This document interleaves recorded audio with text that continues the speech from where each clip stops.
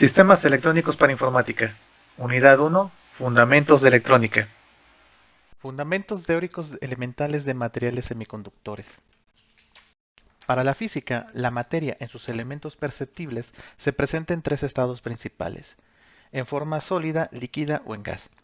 En los sólidos, las moléculas que conforman su estructura son fijas y estáticas, y cada uno de sus enlaces son rígidos. Los líquidos, por su parte, debido a que sus moléculas están levemente dispersas entre sí, permiten que la sustancia tome la forma del recipiente o cuerpo que la contiene. Finalmente, las moléculas de los gases están tan dispersas una de la otra que buscan ocupar todo el volumen del recipiente o cuerpo en el que se hallan presentes. En este tema, el estado físico de interés es el de los sólidos. Una forma caprichosa y estética de la materia es aquella que forman los sólidos cristalinos, presentes en los metales y algunos elementos como cristales de cuarzo, entre otros. Estos parten de un molde o semilla base que les sirve de patrón y cuya forma se replica por todo el cuerpo o el cristal. De ahí que sea característico que estos elementos tengan superficies lisas y pulidas. Los sólidos cristalinos provienen de estructuras o semillas diferentes, cuyos vértices representan a los átomos del material o sustancia, y todos sus lados los enlaces entre uno y otro. Existen tres que son comunes: la forma de red cúbica simple, la red cúbica centrada en el cuerpo, donde un átomo central interno es equidistante con los demás, y la red cúbica centrada en las caras, donde está presente un átomo al centro de cada una, equidistante con los vértices más cercanos a él. Se tienen registradas 14 semillas o redes distintas para formar sólidos cristalinos, y estas se denominan redes de Bravais. Estas son formas gráficas de cómo las moléculas de un metal o sustancia forman enlaces químicos, con la curiosidad de que todas tienen simetría. Modelo de Bohr, niveles energéticos y enlaces covalentes. Uno de los conceptos previos a tener en cuenta para entender el funcionamiento de los cristales semiconductores es entender ciertos aspectos de química elemental. El primero de ellos es el modelo de Bohr, el cual es una representación gráfica para mostrar la distribución y forma de un átomo que se caracteriza por ser similar al sistema solar. En sustitución del Sol está el núcleo del átomo, que contiene los protones y neutrones, mientras que los electrones circundan el centro en sus órbitas correspondientes como si fuesen planetas. Las órbitas que se forman se denominan niveles energéticos, que describiremos a continuación.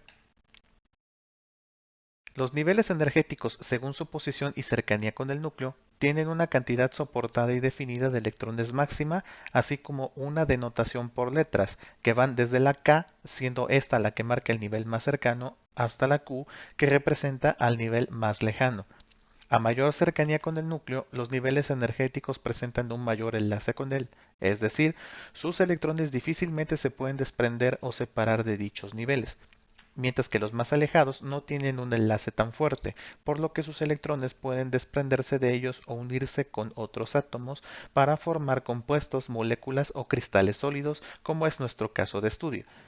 Dependiendo del elemento, cada uno tiene más o menos niveles o pueden tener los mismos, pero diferente cantidad de electrones en ellos. Tomando de ejemplo este átomo de oxígeno, se puede apreciar que solo contiene dos niveles energéticos y 8 electrones en total. Este último nivel se denomina nivel energético de valencia. Por tanto, los electrones que se hallan en él se conocen como electrones de valencia, que son los que el átomo tiene disponibles para hacer enlaces con otros elementos.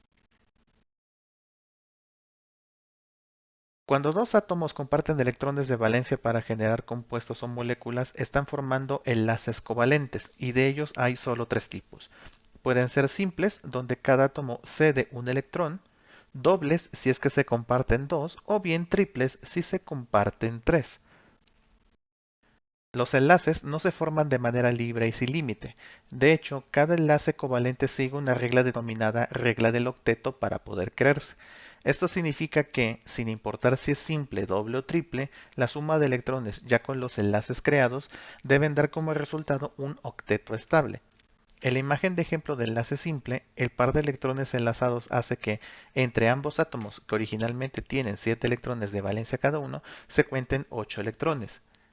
En el enlace triple mostrado, es posible apreciar que los átomos unidos poseen 5 electrones de valencia.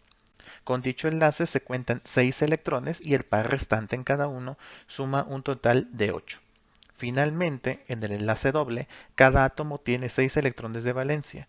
Con el enlace principal se cuentan en total 4 electrones y con los dos pares restantes suman otros 4 para crear un nuevo octeto estable.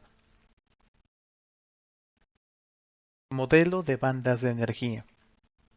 Otro aspecto importante a tomar en cuenta es el modelo de bandas de energía.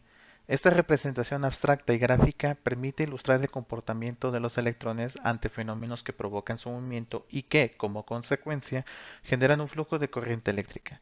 Este está compuesto de 3 bandas con una función específica. La banda de valencia representa el último nivel energético del átomo que se esté analizando y que contiene, por lógica, los electrones de valencia que se pueden intercambiar para formar enlaces. La banda prohibida o bandgap es una separación teórica entre la banda de valencia y la siguiente, que sirve de barrera para que los electrones no circulen libremente. Finalmente, la banda de conducción es el espacio en el cual se presentan tanto los electrones libres de un átomo, es decir, que no están unidos a este o que provienen de otros, como los electrones de valencia que traspasan la banda prohibida y que entre ellos se genera un flujo de corriente eléctrica. La separación de estos electrones de la banda de valencia hasta la de conducción se genera por aumento de la temperatura de la sustancia, por radiación o por la inyección de voltaje. En electricidad existen materiales o sustancias que conducen o bloquean el flujo de electricidad. A estos se les conoce como conductores o aislantes respectivamente. Bajo el modelo de bandas de energía, un aislante tiene una banda prohibida sumamente grande, lo que impide que los electrones de la banda de valencia no puedan alcanzar la banda de conducción. En realidad, cualquier sustancia puede conducir electricidad, pero los aislantes demandan mucha energía para que esto sea posible. Por otra parte, un conductor puede presentar dos cosas: que su banda prohibida sea muy pequeña o bien que no esté presente, haciendo que tanto banda de valencia como de conducción estén solapadas, lo que permite que los electrones fluyan sin tanta oposición. Con estos conceptos entre un conductor y un aislante, si existiera la posibilidad de mezclar ambas propiedades en una sustancia o elemento de tal forma que, bajo ciertas circunstancias, éste se comporte como aislante o como un conductor, entonces sería posible tener un elemento controlado que pueda alternar entre ambas propiedades. Esta situación existe, dando lugar a lo que se conoce como semiconductor.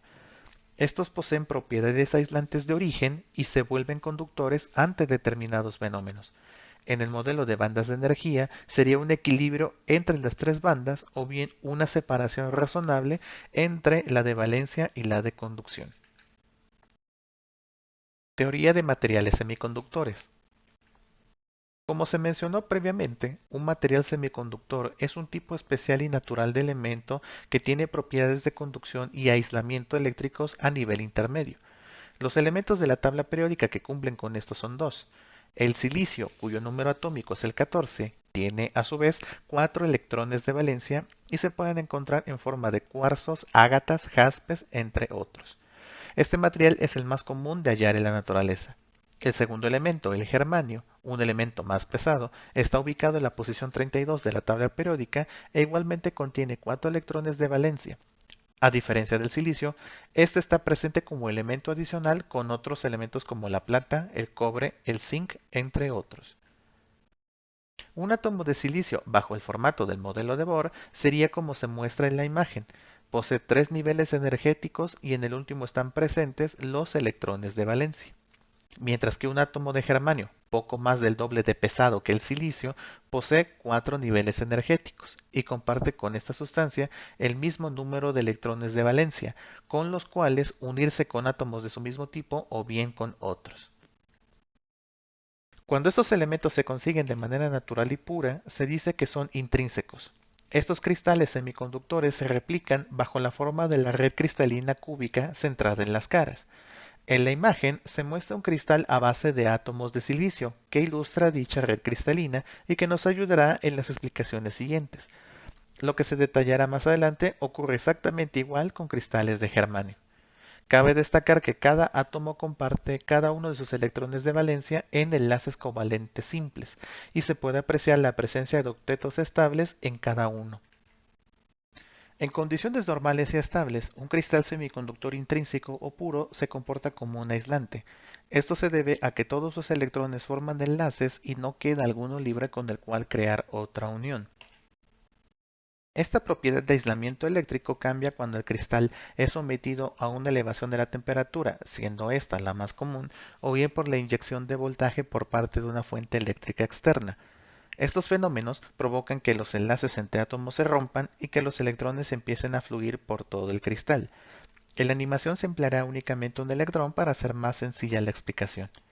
Cuando este fenómeno ocurre, el cristal se vuelve un conductor eléctrico. Aquí cabe introducir dos conceptos importantes. Cuando un enlace covalente se rompe en un cristal semiconductor, se generan dos componentes. Los átomos que circulan por el cristal se denominan electrones libres, cuya carga eléctrica sigue siendo negativa, mientras que los espacios dejados por dichos electrones se denominan huecos, que contienen carga eléctrica positiva. En teoría de semiconductores se hace referencia a estos elementos únicamente como electrones y huecos.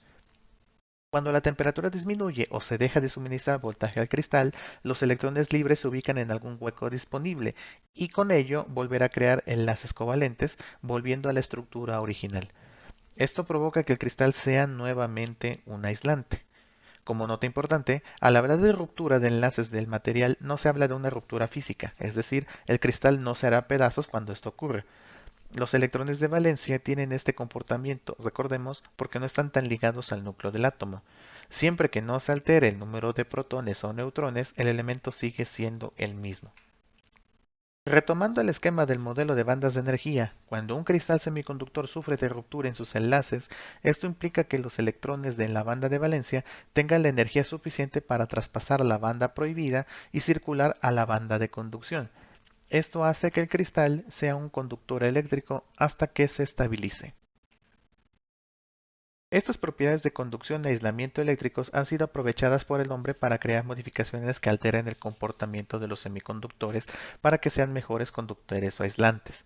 Cuando dichos cristales son sometidos a procesos artificiales de modificación, estamos hablando de semiconductores extrínsecos. El proceso de añadir elementos diferentes al germanio o al silicio, que se denominan impurezas, se denomina dopado o doping. Existen dos tipos de semiconductores extrínsecos.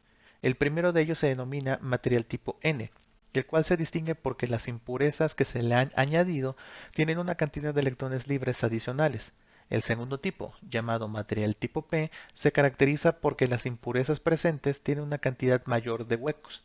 De manera sencilla, podemos establecer que un material N es más negativo, mientras que un P es más positivo. Las propiedades de semiconducción en ambos son las mismas que para un cristal puro o intrínseco. Más adelante se detallará el comportamiento de cada uno. Las impurezas que se agregan a un material N se denominan impurezas donadoras. Esto es porque se busca que éstas sean pentavalentes, es decir, que tengan 5 electrones de valencia y no 4 como el silicio o el germanio, para que haya presencia de electrones libres en el cristal. Impurezas donadoras son los átomos de antimonio, arsénico y fósforo. Por otra parte, las impurezas que se inyectan en un material P se conocen como impurezas aceptoras o receptoras. Lo que interesa aquí es que existan huecos disponibles para atraer electrones libres, de ahí el nombre. Para lograr esto se utilizan elementos trivalentes o que contengan 3 electrones de valencia. Las impurezas de este tipo empleadas son el aluminio, el galio y el boro. Ocupando el mismo esquema del cristal de silicio, con un átomo de arsénico al centro, un material N, al ser sometido a una temperatura elevada o a un voltaje, los enlaces covalentes se rompen al igual que un cristal puro y se vuelven a crear cuando éste se estabiliza. Lo que ocurre es que, aunque se cubran todos los huecos dejados en el cristal, siempre habrá electrones libres circulando. En el modelo de bandas de energía, esto no es otra cosa que tener electrones adicionales que pasan de la banda de valencia a la de conducción. Al tener una cantidad de electrones mayor, se tiene un flujo de corriente eléctrica más grande disponible, que puede ser añadida a una sección particular de un circuito eléctrico, por ejemplo, para alimentar elementos que requieren una mayor demanda de energía sin tener que sustituir la fuente original.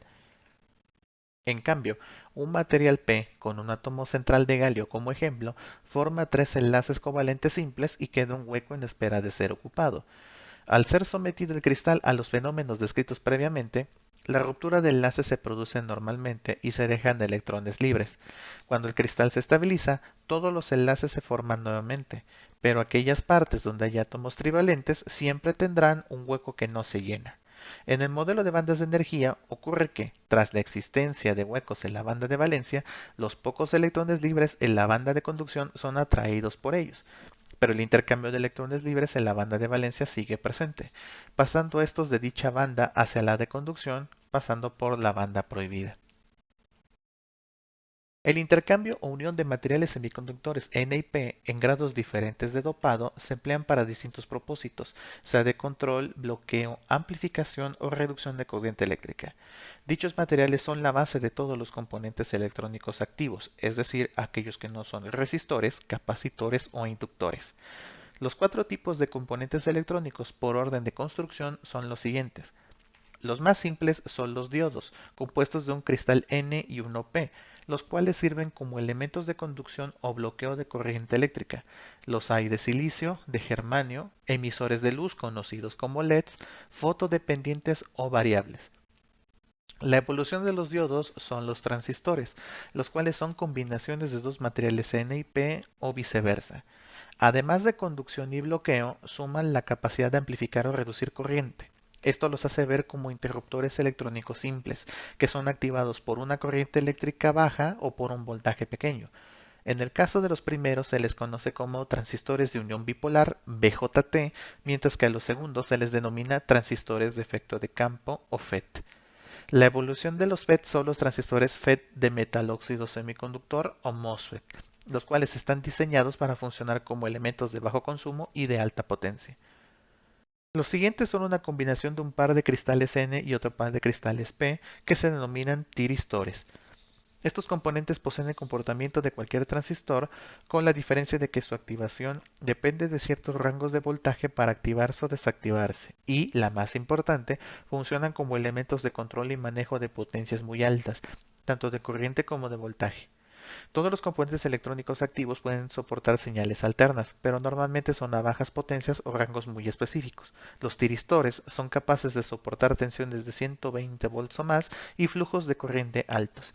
Normalmente se emplean como intermediarios entre elementos que funcionan con corriente directa y aquellos de corriente alterna.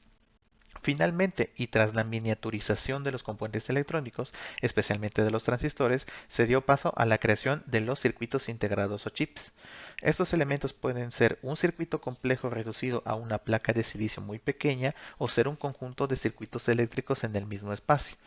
Los circuitos integrados pueden desempeñar varias funciones, dependiendo de su modelo o presencia en algún sistema o placa. Alojan desde elementos como compuertas lógicas o amplificadores operacionales, o circuitos lógicos combinacionales como sumadores, multiplexores, codificadores, entre otros, o sistemas secuenciales como contadores, registros, memorias, etc.